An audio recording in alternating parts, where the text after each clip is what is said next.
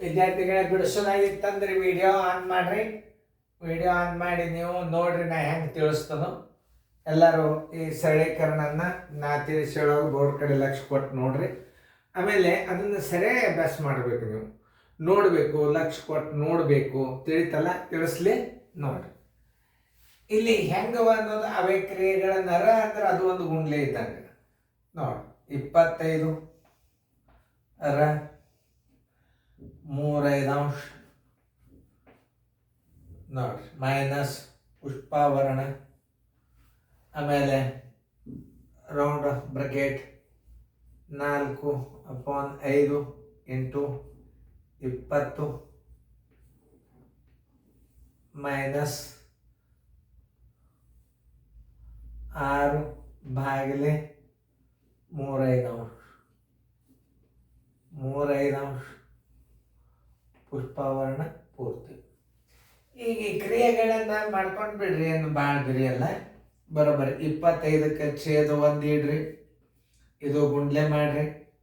ಇದು ಗುಂಡ್ಲೆ ಮಾಡಿ ಏನು ಮಾಡಬೇಕು, 3/5 ಆಯ್ತು.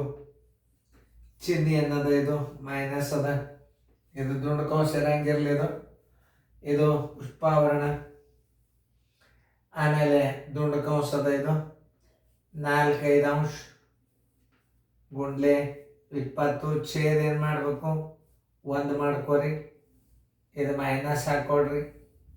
ಈಗ 6 ಅದ. ಇದು 6ಕ್ಕೆ ಛೇದ ಎಷ್ಟು ತಿಳ್ಕೊಬೇಕು, 1 ತಿಳ್ಕೊಬೇಕು. ಭಾಗಾಕಾರ ಇದ್ದದ್ದು ಗುಣಾಕಾರ ಮಾಡ್ಕೊರಿ. ಮ್ಯಾಲೆ 5 ಮಾಡ್ರಿ, ತಳಗೆ 3 ಮಾಡ್ರಿ. ನೋಡಿ ಈಗ ಇದನ್ನು ನೋಡಿ, 5 1 5 5 ಇದರ ಉತ್ತರ ಏನು ಬಂತು, 15 ಬಂತು. ಮೈನಸ್ ಇಡ್ರಿ. ನೋಡಿ 5 1 5 4 ಇದನ್ನು 16 ಇಡ್ರಿ. ಪುಷ್ಪಾವರಣದಾಗ 16 ಇಡಬೇಕು.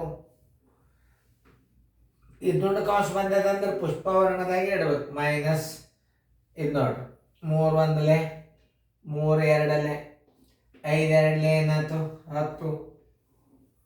ನೋಡಿ ಈ ಪುಷ್ಪಾವರಣದ ಮೊದಲು ಬಿಡಿಸ್ಕೋರಿ. 15 ಮೈನಸ್ 16 10 ಆದ್ರೆ 6, 15 6 ಆದ್ರೆ 9.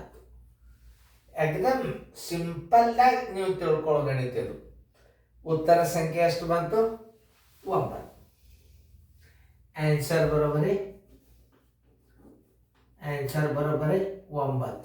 ಉತ್ತರ ಸಂಖ್ಯೆ 9 ಎಲ್ಲಿದೆ ನೋಡ್ರಿ, ಏಕೆ ನೀವು ಕರೆಕ್ಟಾಗಿ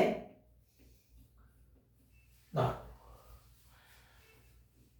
ಇದರ ಅಂದ್ರೆ ಗುಣಾಕಾರ ಹಾಕೋರಿ. ಡೈರೆಕ್ಟ್ ಆಗಿ ಈ ದುಂಡಕಂಶ ಹಾಕೋಬೇಕೆ. ಯಾಕಂತಂದ್ರೆ ನಾಳೆ ಏನಾಗ್ತದ, ಪ್ರಾಬ್ಲಮ್ ಬೇರೆ ಬರ್ತದ. ಅದು ಈಗ ನೋಡಿ, ಇದು ಛೇದ 1 ಇಟ್ಕೊಂಡ್ರಿ. 4 5 1 5 4 4 4 16 ಆಯ್ತು. ಪುಷ್ಪಾವರಣದ ಇದನ್ನ ಇಟ್ಕೋಬೇಕು.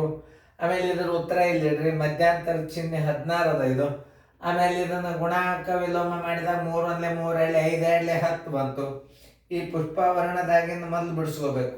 16 10 ಆದ್ರೆ 6, 15 6 ಆದ್ರೆ 9. ಉತ್ತರ ಸಂಖ್ಯೆ ಎ. ಇದು ಸಿಂಪಲ್ ಸರಳೀಕರಣ ಅಂತ ಆಗುತ್ತೆ. ತಿಳಿದಲ್ಲ?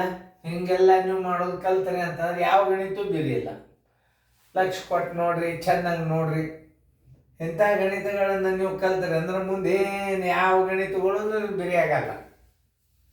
ಚೆನ್ನಾಗಿ ಕೇಳಿದ್ರೆ ಬಿಡಿಸ್ಕೊಳ್ರಿ.